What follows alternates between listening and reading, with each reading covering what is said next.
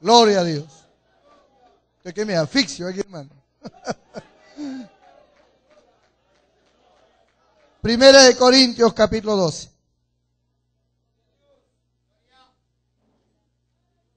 Primera de Corintios, capítulo 12. Gloria al Señor. Maravilloso es Jesús.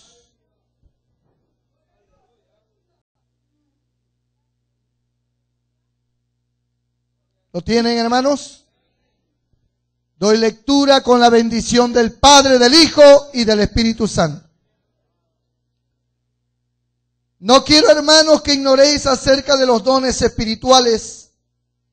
Sabéis que cuando erais gentiles, se os extraviaba llevándoos como se os llevaba a los ídolos mudos.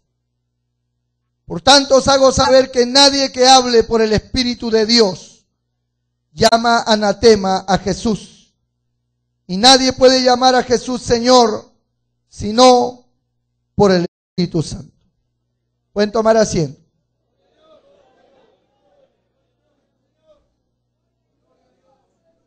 La iglesia de Corinto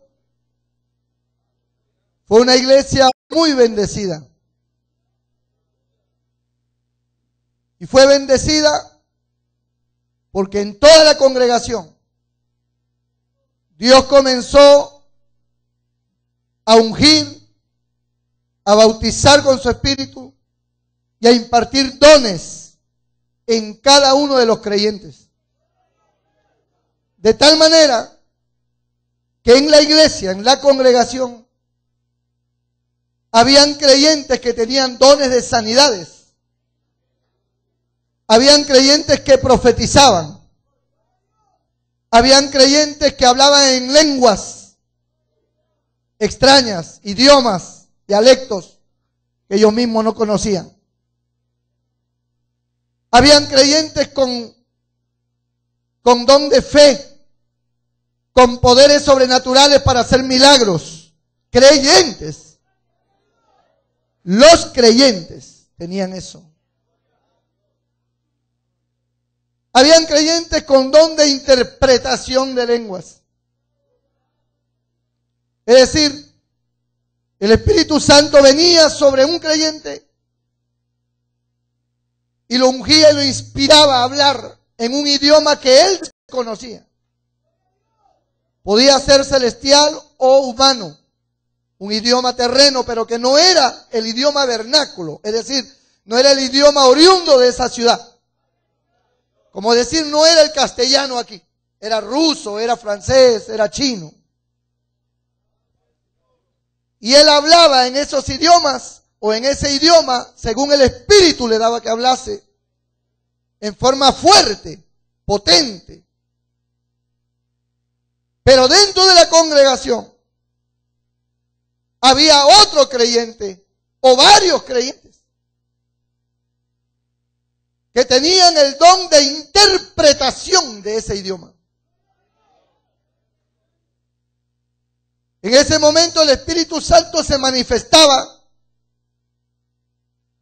y comenzaba a provocar entendimiento de lo que ese hermano o hermana estaba declarando en un idioma desconocido, raro para nosotros o para ellos en ese tiempo. Pero habían hermanos, diferentes hermanos, que tenían entendimiento y sabían lo que el Espíritu Santo estaba hablando a través de ese hermano en otro idioma distinto al de ellos. Entonces ellos se paraban por el Espíritu Santo y decían, el Señor está diciendo a través de ese hermano esto y esto. O se levantaba otro y decía, también está diciendo esto y esto. Ese mensaje, que era un mensaje de profecía, porque la profecía tenía dos manifestaciones en la iglesia. La profecía podía ser una palabra dada por Dios, inspirada en el idioma de la congregación. sin necesidad de hablar en lenguas extrañas. La persona se paraba, sea el predicador, sea un hermano de la iglesia, una hermana, quien quiera, cualquiera. No necesitaba estudios universitarios. No necesitaba saber leer ni escribir. Era la unción y el poder del Espíritu Santo sobre esa persona. Y se levantaba sin hablar en lenguas y decía, el Señor le dice a la iglesia esto, esto y esto. Y toda profecía en la iglesia tenía 3 objetivos principales: exhortación, edificación y consolación. Nunca la profecía traída por medio del Espíritu Santo para la congregación ha sido solamente de exhortación. No. Toda palabra inspirada por el Espíritu Santo tiene 3 elementos básicos. Por eso, en una predicación, para poder entender que una enseñanza, una predicación de la palabra inspirada por Dios es realmente de Dios, tiene estos 3 elementos básicos. La exhortación. La exhortación es el llamado a la reflexión. Es el llamado al arrepentimiento.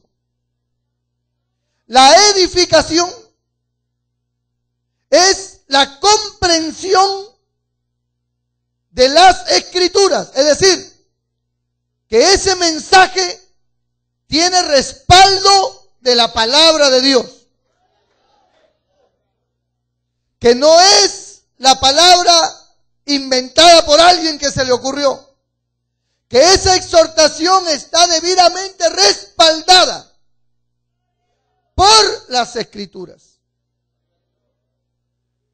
Por eso la Biblia dice que cuando exhortes, exhorta con toda paciencia y doctrina. Porque la exhortación tiene que estar acompañada de la palabra. Si no, es exhortación netamente humana. Y cuando la exhortación está respaldada por la palabra de Dios,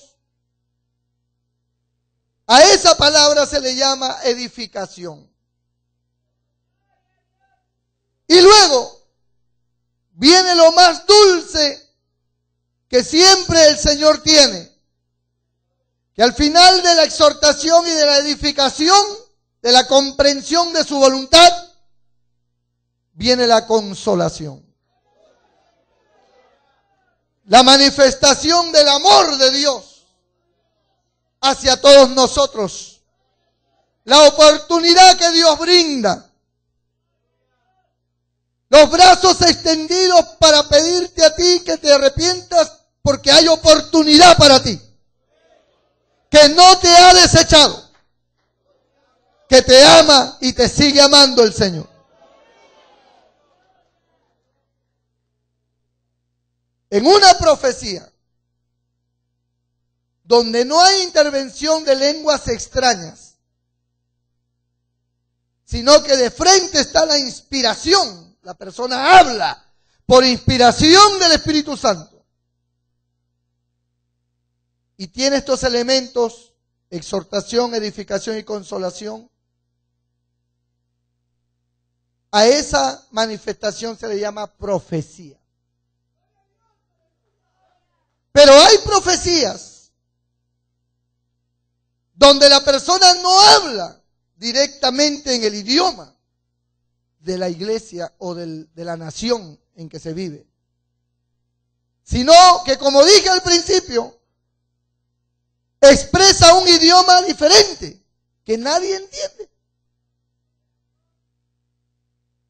Veamos capítulo 14 de 1 de Corintios. Amén. Gloria a Dios.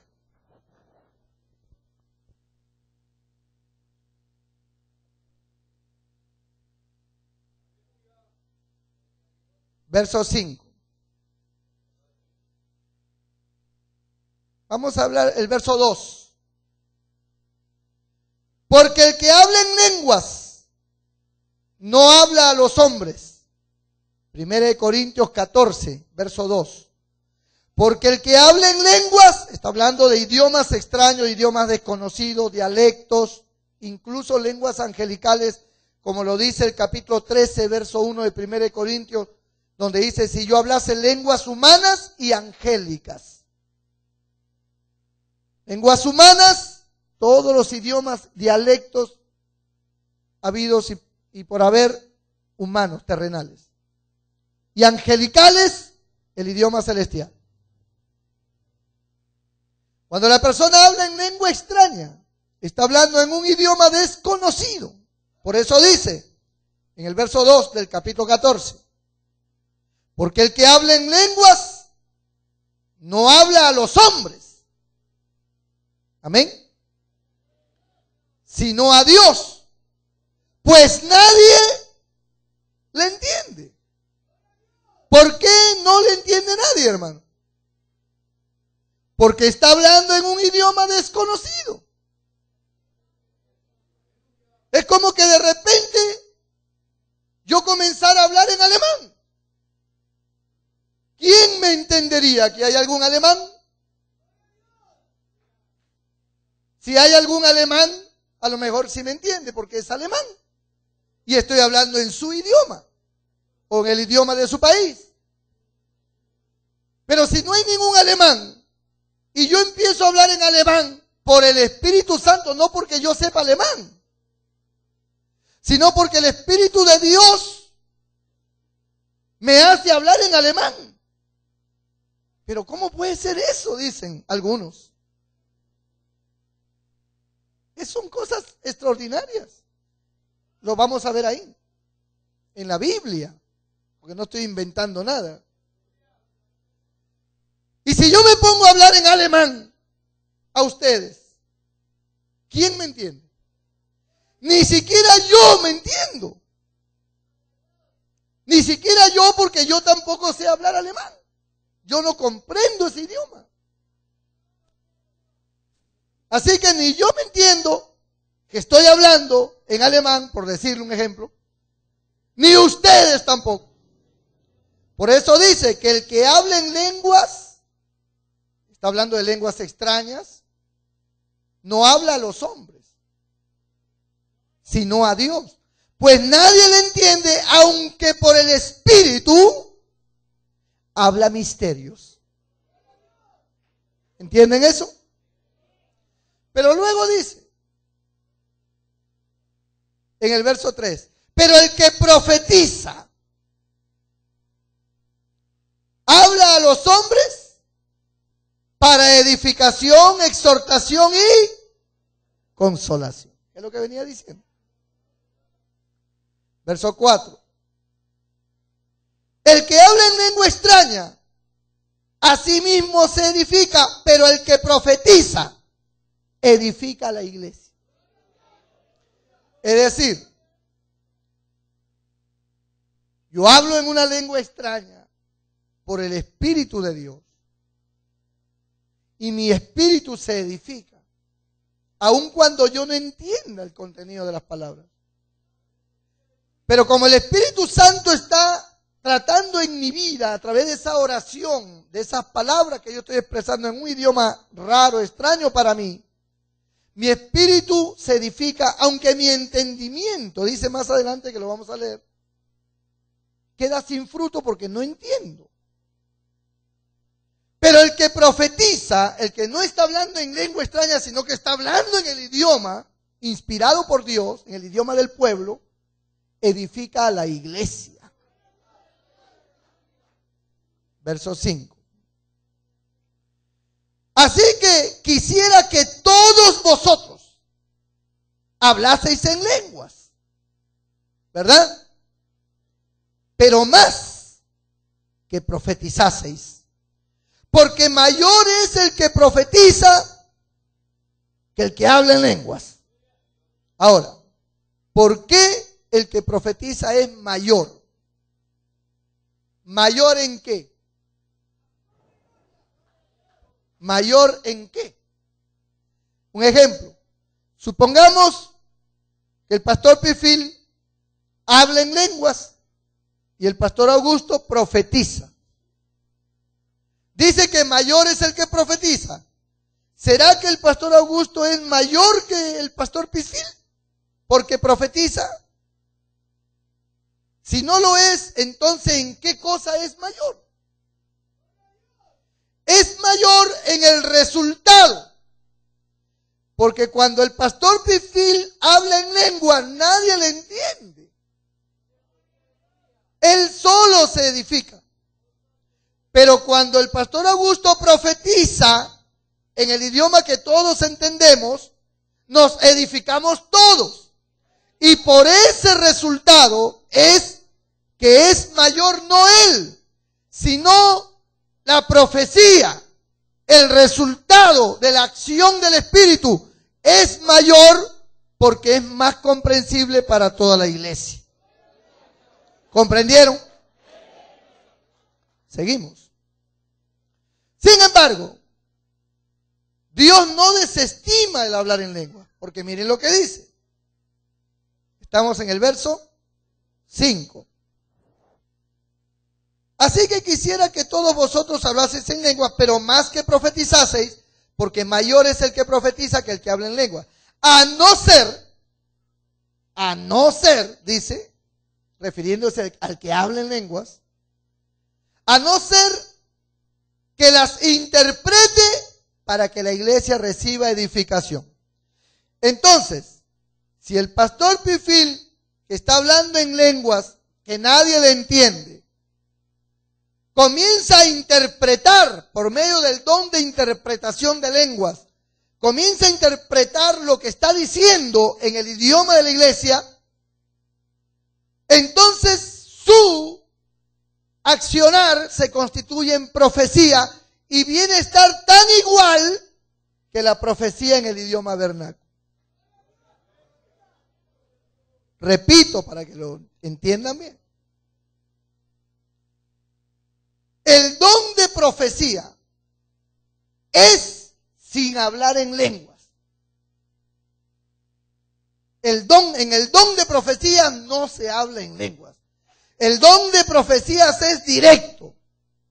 Así dice el Señor. Ra, ra, ra, ra. Ese es el don de profecía.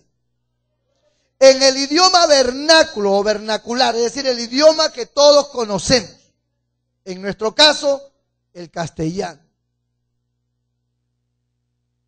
Si el pastor Augusto se levanta y dice, iglesia, así dice el Señor, él está siendo utilizado a través del don de profecía. No habla en lengua, no necesita hablar en lengua, porque el don de profecía no requiere hablar en lengua. Es directo. ¿Comprenden? Bien. Pero también se constituye profecía cuando se accionan dos tipos de dones. El don de género de lenguas, que es hablar en un idioma distinto al idioma que tenemos.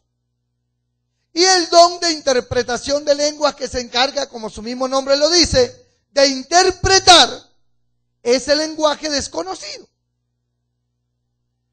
Si el pastor Pifil se levanta y comienza a hablar en un idioma raro que nadie conoce, no se asuste. Está hablando en lenguas. En un lenguaje extraño que nadie sabe. Puede estar hablando en un dialecto africano. Puede estar hablando en coreano. Puede estar hablando incluso en un idioma celestial que nadie sabe. Nadie le entiende. Como nadie le entiende, él tiene dos opciones. Si tiene el don de interpretación de lenguas, él puede interpretar lo que está diciendo. Y al interpretarlo, automáticamente se convierte en profecía. ¿Comprendieron ahora? Si no tiene el don de interpretación de lenguas, él tiene que hacer una pausa para ver si algún hermano lo tiene.